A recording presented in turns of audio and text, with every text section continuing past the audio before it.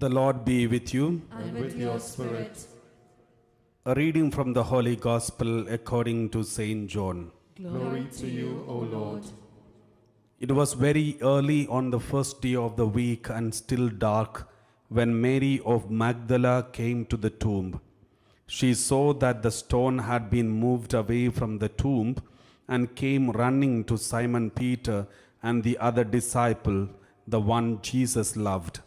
"They have taken the Lord out of the tomb," she said, "and we don't know where they have put him." So Peter set out with the other disciple to go to the tomb. They ran together, but the other disciple, running faster than Peter, reached the tomb first. He bent down and saw the linen clothes lying on the ground, but did not go in. Simon Peter, who was following, now came up, went right into the tomb, saw the linen clothes on the ground, and also the cloth that had been over his head. This was not with the linen clothes, but rolled up in a place by itself.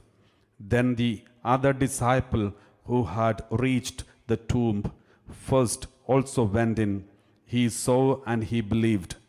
Till this moment they had failed to understand the teaching of Scripture that he must rise from the dead.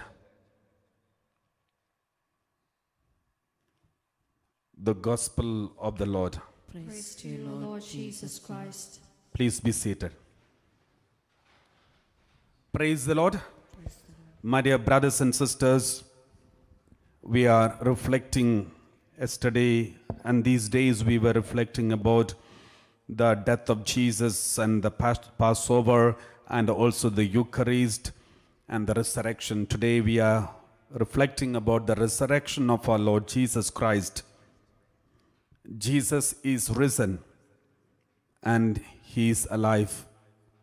In Gospel of John we just saw Mary Magdala and others who went to the tomb and found that Jesus is alive, is no more there. The tomb is empty. So the empty tomb is a very powerful symbol of the resurrection. Empty tomb means we believe not only in the resurrection of the soul, but also resurrection of the body. What does it mean?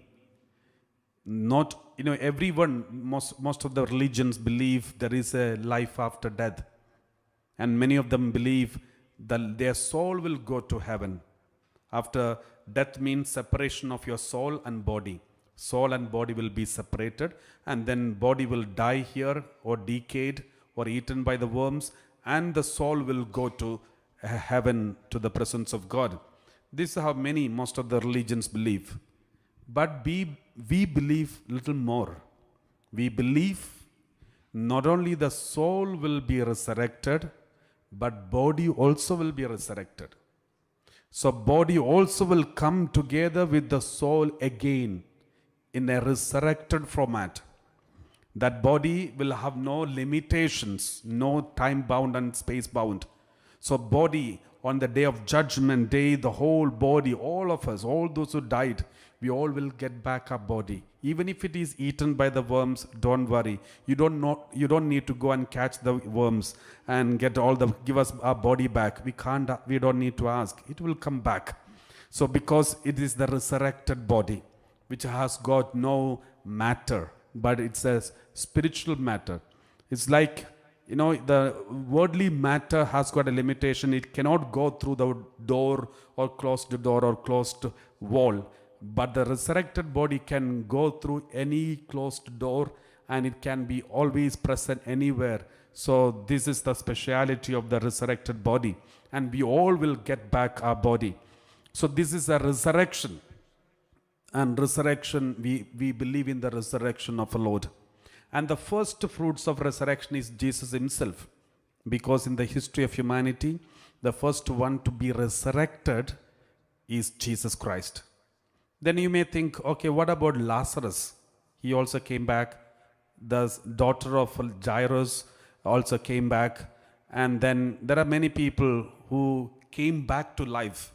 So those who came back to life, they are not resurrected. That is called resuscitated or resuscitation. That means you are going back, you are getting back your life back, and you will die again. But those who are resurrected will never die. Lazarus came back to life means it's not resurrection but resuscitation. So he came back to life and he died again. He died and buried. The daughter of Jairus also, she died. Jesus raised that child, and then later, after old age, she died again. So that is different. But resurrection is the body, resurrection of the body and soul. So that happens. For the first one, the first fruits of the resurrection is Jesus himself. And now Jesus says, we all will have this resurrection. Praise the Lord. And now, when we speak about the resurrection, there is a speciality that we need to remember. The early Christians were struggling to believe this resurrection. In today's gospel, the last one, Gospel of John chapter 20 verse 9. Gospel of John chapter 20 verse 9. Though they saw Jesus is resurrected, they can't understand why Jesus has to resurrect. Because Gospel of John chapter 20 verse 9, we read like this. For as yet they did not understand the scripture that he must rise from the dead. He must rise from the dead. Now there is a big problem here. Jesus fulfills all the prophecies of the Old Testament. There are prophecies about new Moses, new Adam, new Lamb of God, new Savior, new Ark of the Covenant, new manna, new bread of the presence, and new priest, and the new Savior. All these prophecies are fulfilled in the person of Jesus Christ. There are so many prophecies in the Bible, especially in the Old Testament. But none of these prophecies prophesied that the Messiah will die and on the third day he will come back. It is not mentioned. It is not prophesied anywhere in the Bible. But at the same time, we know from the Bible, here it is written, for yes, they did not understand the scripture because they could not find anywhere in the Old Testament that the Messiah will come. They all know there is a prophecy about Messiah coming. Messiah will come, Messiah will come, Messiah will come. They understood and Jesus came. But nowhere it is written that Jesus, the Messiah, will die and on the third day he will be resurrected. That is not mentioned anywhere in the Old Testament. This is one of the biggest crises the early church faced. But they all witnessed the resurrection of Jesus Christ. And at the same time, it is written like this, for as yet they did not understand the scripture. But where is the scripture? Where is it written that he will be resurrected? He will rise again. Where is it written? Because if you check the whole Old Testament, you will not see anywhere a prophecy about the resurrection of Jesus. And that was one problem. And in order to solve this problem, we also know 1 Corinthians chapter 15 verse 4. 1 Corinthians chapter 15 verse 4, we read like this. Saint Paul wrote, Saint Paul knows the whole Old Testament. The whole Old Testament he studied by heart. He knows the whole Old Testament. He said, okay, verse 3 onwards, you can read. Verse 3 onwards, we read like this. For I handed on to you as of first importance what I in turn had received, that Christ died for our sins in accordance with the scriptures. The problem is, which scripture? Because nowhere in the Old Testament we don't see, okay, Christ died for our sins in accordance with the scriptures. That is understood because it is there already prophecy. The prophecy is there, the Messiah will come and die. But verse 4, continue read word. And that he was buried and that he was raised on the third day in accordance with the scripture. Death is in accordance with the scripture. That is understood because there are so many word of God in the Old Testament that Jesus, the Messiah, will come and die for the humanity. But at the same time, the resurrection is also accordance with the scripture. But which scripture? So that was big problem. And then people remembered what Jesus said. The early Christians, they remembered what Jesus said. He quoted one word of God from the Old Testament to prove his own resurrection. When Jesus was alive among the people, he quoted this word of God. And the people remembered, the disciples remembered. Which is that word of God? We read Matthew chapter 12 verse 38 onwards. Matthew chapter 12 verse 38 onwards. Then some of the scribes and Pharisees said to him, "Teacher, we wish to see a sign from you." We wish to see a sign. We want to know whether you are the Messiah. We really need a Messiah sign. You know, Moses came, Abraham came, Isaac came, Jacob came, Moses came, and then all the kings came, Saul, David and Solomon came, and all the judges came, and then all the prophets came, Ezekiel, Jeremiah, Isaiah and Daniel, all these prophets came. And now you have come. Now what are you? How are you different from others? John the Baptist came. Now what is your difference from others? They all came and died. And all of them came and died. But what is your difference from others? Tell us, we need a sign. Then Jesus really got agitated and said, but he answered them, an evil and adulterous generation ask for a sign. With humility, Jesus, humble way, he said, an evil and adulterous generation ask for a sign, but no sign will be given. What does it mean? Nowhere else this sign will be given. The only sign that will be in the Old Testament about the Messiah is the sign of prophet Jonah. Now Jesus is quoting, where is it written about his resurrection? Where is it written about his resurrection? It is written in the prophet Jonah. Sign of the prophet Jonah. This is a special sign, only applicable for Jesus. It is not applicable for John the Baptist. It is not applicable for any of the others.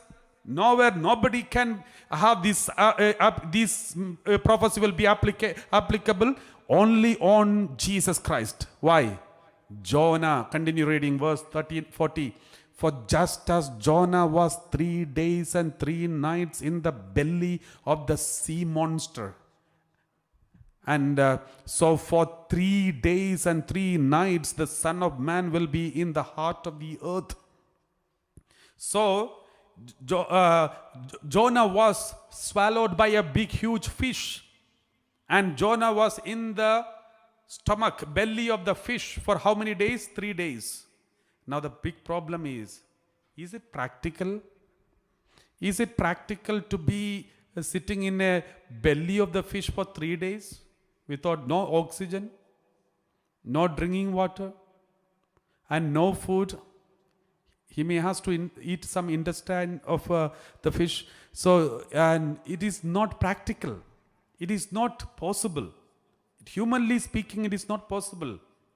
Is it a myth? It is not a myth. And Jonah is a real person in the Bible.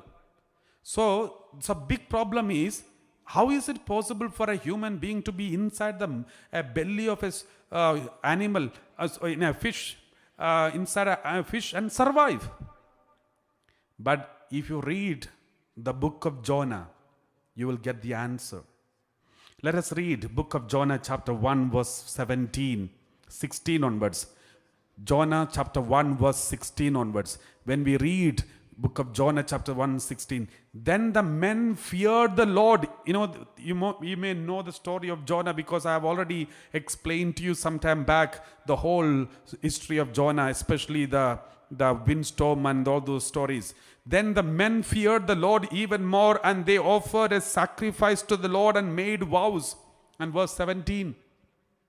But the Lord provided a large fish to swallow up Jonah. And Jonah was in the belly of the fish 3 days and 3 nights. Maybe he may be able to survive in the belly of the fish for maybe maximum 1 day. But how is it possible? If you want to know the truth, then you may have to continue reading. Continue. Chapter 2, verse 1. Then in the belly, we read like this, Jonah prayed to the Lord his God from the belly of the fish. What does it mean? Continue. What did he pray? Verse 2. I called to the Lord out of my distress, and he answered me.